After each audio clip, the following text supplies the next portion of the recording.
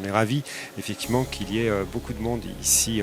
à Marseille avec ce beau soleil. L'année dernière à Toulouse, il y avait beaucoup de monde déjà sur ces sujets et on voit bien l'importance que portent aujourd'hui les problématiques à la fois positives et négatives de l'intelligence artificielle et la cybersécurité sur nos territoires. Il est important de recenser sur nos territoires l'ensemble des intelligences artificielles portées par les collectivités territoriales. C'est l'objet d'une bibliothèque des IA, complétée aussi par le volet IA et services publics, parce que comment les publics peuvent s'approprier une intelligence artificielle ou pas, et avec quelles conditions. Et puis le troisième volet, c'est effectivement la transformation des métiers, la transformation de la formation pour effectivement parler de l'intelligence artificielle et pour parler de ces nouvelles pratiques. Aujourd'hui, on voit bien que l'intelligence artificielle,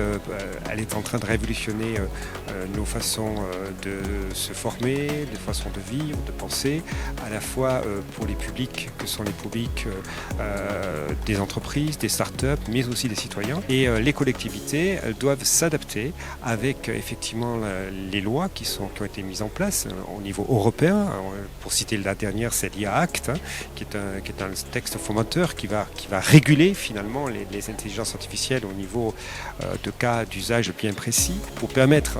donc au pays et permettre au territoire de pouvoir se l'adapter et la suite dont acte pour mettre en place sur nos territoires. Des cas concrets, je peux parler à Toulouse de ce que l'on fait, puisque évidemment la métropole toulousaine est très impliquée dans cette IA dite de confiance, donc transparente et éthique. Et on peut parler d'aménagement à travers un projet que nous avons gagné, un PIA 4 qui s'appelle Timéo, sur du BIM-SIM, donc c'est-à-dire en fait comment construire et aménager un nouveau quartier, le quartier du Grand Matabio derrière la gare, grâce finalement à une plateforme de données, de data, qui nous permettent d'envisager les nouvelles constructions, les nouveaux sites, comment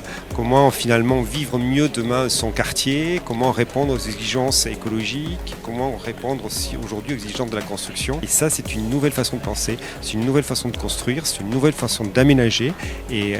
grâce finalement à cette intelligence artificielle et ce big data que l'on peut développer sur nos territoires. On est complètement proactif, on a des directives européennes qui ont été mises en place, qui permettent de donner un cadre de référence, qui permettent aux collectivités effectivement de pouvoir avoir une certaine